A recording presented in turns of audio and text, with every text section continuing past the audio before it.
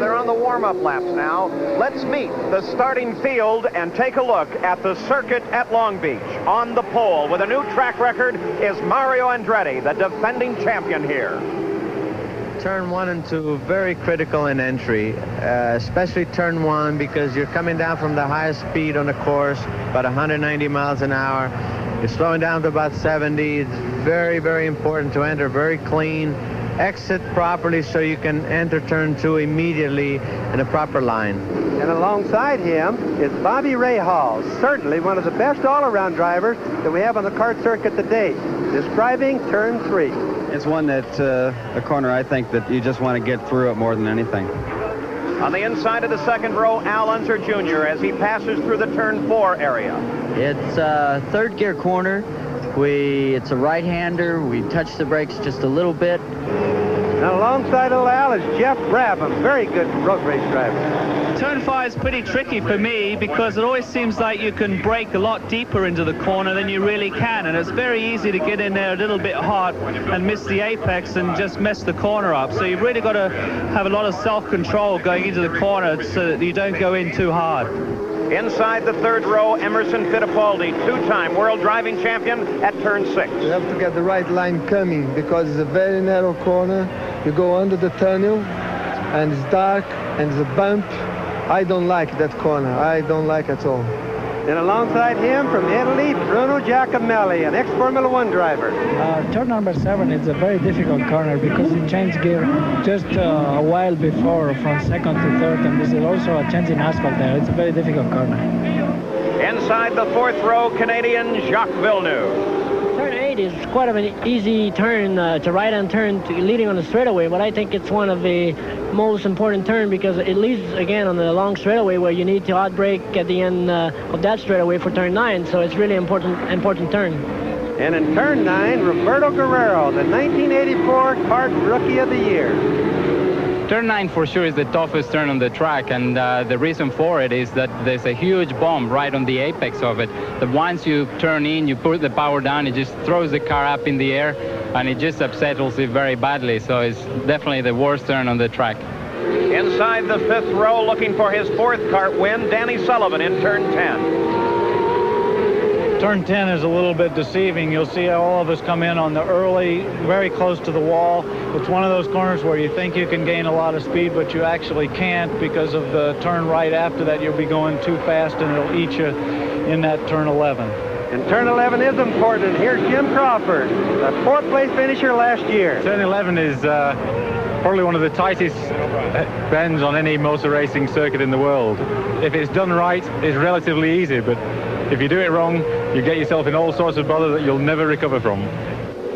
As we take a look at the rest of the field, you'll notice a lot of foreign accents in that top 10. 11 of the 28 starters are foreign-born. 7 of them are in the top 10. There are 3 world driving titles here, 4 national champions. Now, let's go to the pits and Gary Gerald. Well, Paul, we're here at Mario Andretti's pits, and of course it was a year ago that Mario used the streets of Long Beach as a springboard toward a tremendous season, 6 wins, and ultimately a national championship victory. The general consensus among car owners, drivers, crew members is that this year more teams are better prepared than perhaps at any time in IndyCar history. Bobby Unser was pointing out all the millions that have been spent, all the new cars that are now poised and ready, the testing that has gone on in tracks all over the country in the last few months.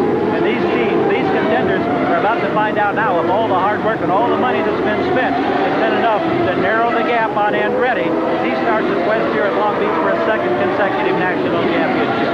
There's another former national champion who unfortunately is on the sidelines for this race today. He'd love to be on the streets of Long Beach, but that's not the case. Bruce Jenner is standing by with him now at the opposite end of the pits.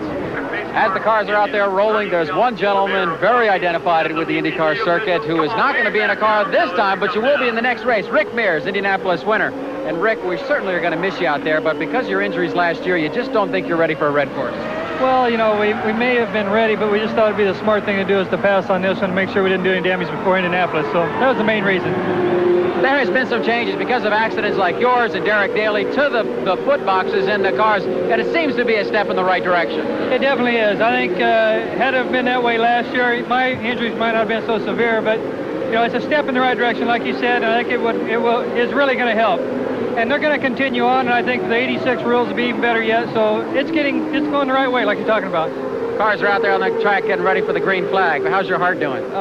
It's beating pretty good right now. I'd much rather be out there than in here. I can't blame you. It's whatever it takes. All right, next month. Next month, okay. Paul? Thank you, Bruce. Bobby, they have strengthened and extended the noses on these cars. Well, actually, they've just taken the frame, as most people know, at the tub and moved it forward as a complete deal instead of an add-on thing. Mario Andretti and Bobby Rahal, the front row, looking toward Nick Quinoro, the starter. And there it is, the green flag, and they are racing at Long Beach.